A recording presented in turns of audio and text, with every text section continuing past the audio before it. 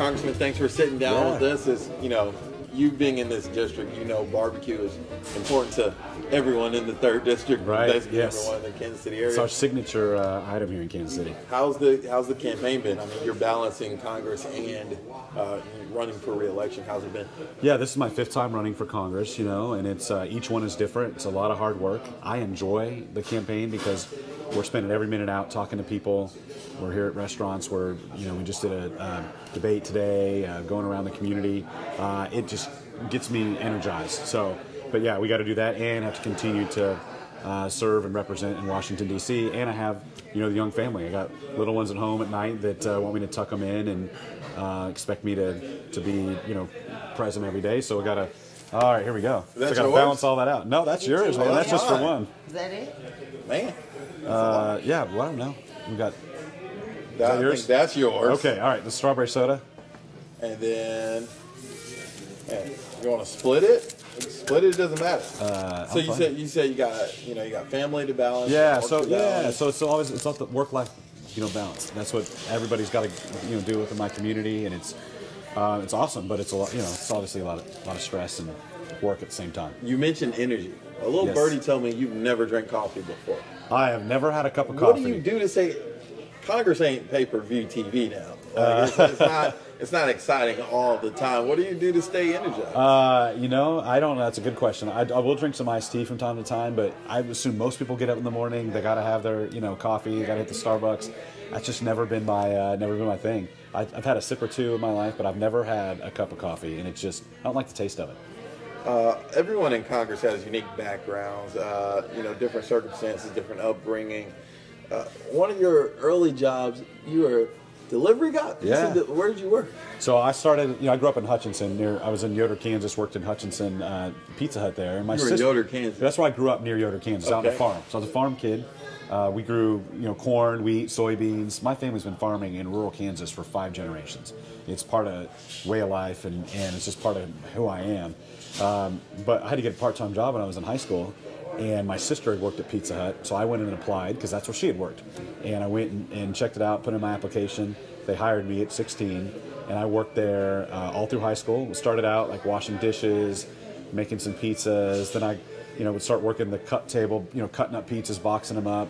Ended up waiting tables. Was eventually a delivery driver. And then at some point, I ended up as a shift manager. Thank you. All right. Oh, this is mine. Okay. I was going to steal from your food. That's okay. good. Thank you. All right. So, I mean, so I ended up being a shift manager there. And I ended up, when I got to college, I went to KU. I decided I needed a part-time job there to pay the bills. Ended up working there and on campus. As well, I worked at Applebee's for a summer. So at one point, I was working at Pizza and Applebee's about 60 hours a week. I would do like an 8 to 5 shift at Pizza Hut, and then that evening would go and work at Applebee's. Wow. Yes. Wow. So I know, but the food is nothing like this. This is gourmet barbecue. This is gourmet dining barbecue. here. I'm from cheers. Atlanta, and my parents were wondering why I gained weight in my first year here, and it's because you got to try all the places. Right? Well, and in Atlanta and being here, you realize that Southern barbecue is no match for Kansas City barbecue. Since this will air in Kansas and Missouri, Kansas City barbecue is great. You heard it here first, folks. Better than the South. Better than the South. All right, better than Georgia barbecue. I love it. It is really good. Transitioning into politics a bit, we talked about this on our podcast. Your district, the 3rd district, you said is uniquely rural, uniquely urban, uniquely suburban.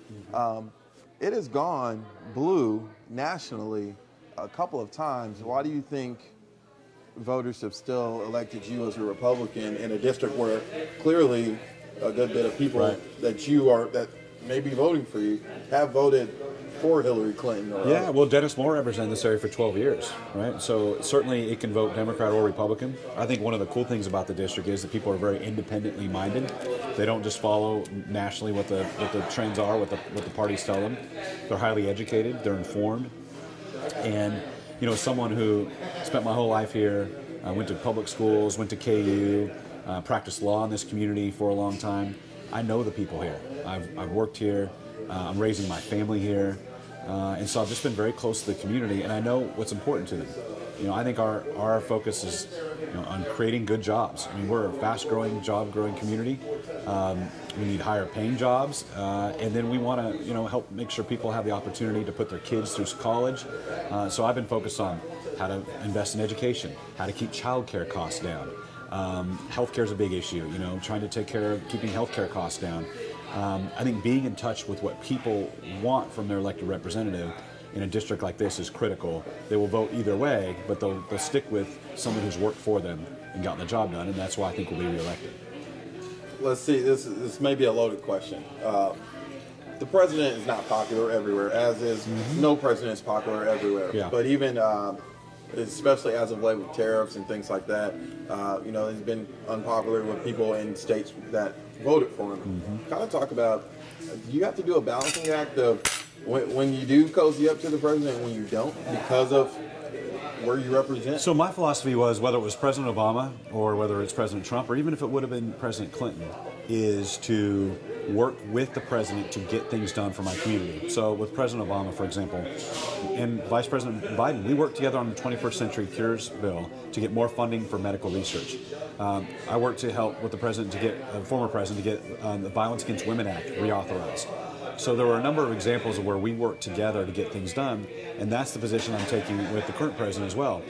We worked together on keeping taxes down, on reducing regulatory costs, cutting spending and reducing areas of waste in government, and investing in things that matter. So education, medical research, and I'm also willing to push back. His education secretary, Betsy DeVos, there are examples of where we pushed back on her and said, we're not going to cut that. We're going to actually add more money to it, early childhood education. So I call each issue by issue. I don't support the tariffs, haven't supported those. I stood up when they were doing child separations and got the president to stop doing that and working to get families reunited. So with each president, I can give you examples of where I've stood with them and where I've stood up to them based upon what they were actually doing. And certain things I've agreed with, I'll support them, and when I don't, I won't.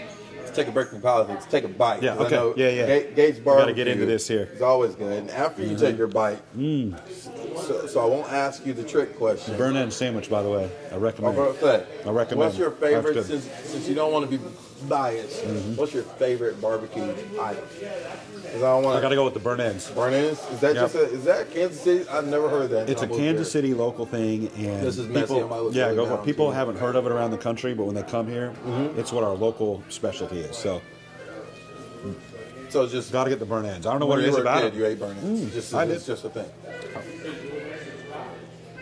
I think it's a unique Kansas City thing. No, never heard of it. Still here. I don't know if they do with that other places. I don't know what they should chop them off and put them in a sandwich like we do. You mentioned your wife. You went to KU. She went to Kentucky. What's a better basketball program? Well, for the last few years, we've gotten the best of them. And Kansas has beaten Kentucky now, I think, 3 times in a row. But when it really, really mattered in 2012, I think. When it really mattered. In the championship game, they beat us. And that's kind of stung a little bit. That was in 2012. That's kind of stung a little bit. But they're both great programs. My joke always is that my wife, she married me because she wanted to find a guy who went to a real basketball school. Okay. And she wanted to get out of Kentucky and find a real school. But she hates that joke. She's a big Kentucky Wildcat. Although I'll tell you, I've converted her a little bit. Did you? Yeah, she probably roots for both. But I will tell you during that. Will she say that? Well, she will. But I'll tell you during that championship game, I saw her rooting for Kentucky. She's like, "Oh, I'm for both teams." Then she's like, "Yeah, go get them." I'm like, "Honey, come on." Have you guys played against each other on the court? Have Brooke and I played against each other? I don't know if we ever have. That's a good question. She's not a huge basketball player. We played tennis and some other things, but I don't know if we ever played basketball. We may have to try that. Probably just my last question. What would you say to people who says, kind of going back to what I said, who says, Kevin Yoder says one thing, but when he gets to Washington, he does something else. And I think the most visible thing is people thinking that you're buddy-buddy with the president, which, in your case, it might not be, he's in the same party. Well, look, I didn't support the president in the primary. I voted for Marco Rubio, But I do believe that when we elect a president, we need to work with the president to get things done. And I think when he's focused on job creation, on the economy, on national security, on reforming government, I think the majority of the public's with him. When he's focused on tweets or bullying or some of these other things that I don't like either, then I don't think the public's with him. I've told the White House that. We've responded to a number of his tweets over the last year and a half, whether it was when he tweeted about John Lewis saying he wasn't a hero. I said, John Lewis is a friend of mine. I walked over the Selma Bridge with John Lewis, and his words have been heroic, and they've changed lives in this country forever. So, but I'm not somebody who is going to spend my time trying to disrupt or obstruct or resist this whole movement. That's not. I'm a problem solver. I'm someone who works with people on both sides of the aisle to get things done. Emmanuel Cleaver and I, for example, we co-chair the Civility Caucus. We've done town hall meetings together. We do radio programs together. We try to lead by example and show people that a Republican and Democrat, even a Missouri Tiger and a Kansas Jayhawk, to work together to get things done. I think what people need to know is that that's the attitude I take to Congress. There's a lot of negativity coming out of that town, but I'm trying to add positivity to it. I'm trying to get us to be more civil, and I'm always trying to figure out, how do we get to yes? How do we get things done? That's why I've been successful in representing this community. And I think one of the challenges my opponent has is she comes from the resistance movement, the movement that's trying to obstruct, it's trying to stop things from getting done. And I think people want us to work together more, and so that's where my leadership will continue to go. Well, thank you for sitting down with us to talk. We've learned that you worked at Pizza Hut. Kentucky is better than Kansas. No, we did not learn that part. We did learn, ladies and gentlemen, we did learn that Kansas City barbecue is better than Georgia barbecue. And we got Stephen to admit it, and that to me is a victory for this whole. We can cut the camera off. Thank you guys. Thank you guys.